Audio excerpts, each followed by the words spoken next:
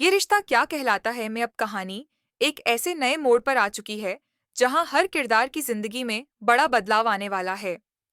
जब अभिरा, मायरा और अरमान तीनों एक साथ आ गए हैं, तो मुझे लगता है कि ये सिर्फ एक मिलन नहीं, बल्कि रिश्तों की एक बहुत जटिल डोर है जिसे अब सुलझाना होगा। इतने सालों का सच, अरमान का वो छिपाया हुआ राज और मायरा की मासूम दुविधा, ये सब मिलकर एक ऐसा नया अध्याय लिखने वाले हैं जो इमोशन से भरा होगा। मायरा की भावनात्मक उथल-पुथल और अरमान का दिल तोड़ देने वाला बलिदान। मायरा की हालत इस समय सबसे ज्यादा नाजुक है। जरा सोचिए, एक तरफ उसकी जन्म देने वाली माँ अभिरा है, जिसके लिए वो 7 साल से तरस रही थी। अब उसे अभिरा के साथ एक नया रिश्ता बनाना है, एक ऐसा रिश्ता जिसे वो जानती ही नहीं। ये उसके लिए बिल्कुल अनजान दुनिया में कदम रखने जैसा है। दूसरी तरफ अरमान और गीतांजलि हैं, जिन्होंने उसे बचपन से पाला पोसा है, उसे भरपूर प्यार दिया है और जिनके साथ वो गहराई से जुड़ी हुई है। मायरा की मासूम आंखों में ये दुविधा और असमंजस साफ दिख रहा था। वो अरमान को छोड़ना नहीं चाहती, उसे छोड़कर जाने की कल्पना भी नहीं कर पा रही, लेकिन अपनी असली माँ को भी कैसे अनसुना करे।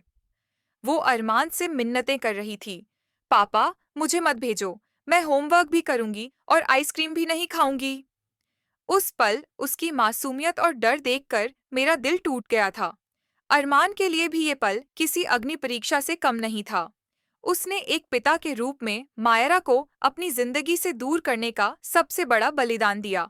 उसका दिल टूट रहा था, लेकिन वो जानता था कि मायरा की असली माँ ने उसे सालों से ढूंढा है और अब मायरा को उसकी जैविक माँ के साथ ही होना चाहिए। उस विदाई के पल में अरमान और गीतांजलि का दर्द और उनका मायरा के लिए प्यार हर किसी की आंखें नम कर रहा था। अनसुलझे सवाल और एक अनिश्चित भविष्य। अब कहानी में सबसे बड़ा ट्विस्ट ये है कि अरमान भी अभिरा और मायरा के साथ जुड़ गया है। ये अपने आप में एक बहुत बड़ा सवाल खड़ा करता है। क्या मायरा अभिरा को अपनी माँ के रूप में स्वीकार कर पाएगी जब उसने इतने सालों तक अरमान को ही अपना सब कुछ माना है? क्या अभिरा इतने सालों के बिछड़ने के बाद मायरा के साथ वो खोया हुआ माँ बेटी का रिश्ता फिर से बना पाएगी, वो भी तब जब मायरा उसे जानती तक नहीं? और सबसे बड़ा, सबसे मुश्किल सवाल, अरमान, जिसने इतने सालों तक इतना बड़ा सच छिपाया था, क्या वो अभिरा का भरोसा फिर से जीत पाएगा? क्या ये तीनों कभी एक परिवार के रूप में बिना किसी कड़वाहट या बोझ के रह पाएंगे? मुझे लगता है कि आने वाले एपिसोड्स में हमें मायरा की भावनात्मक उथल-पुथल बहुत गहराई से देखने को मिलेगी।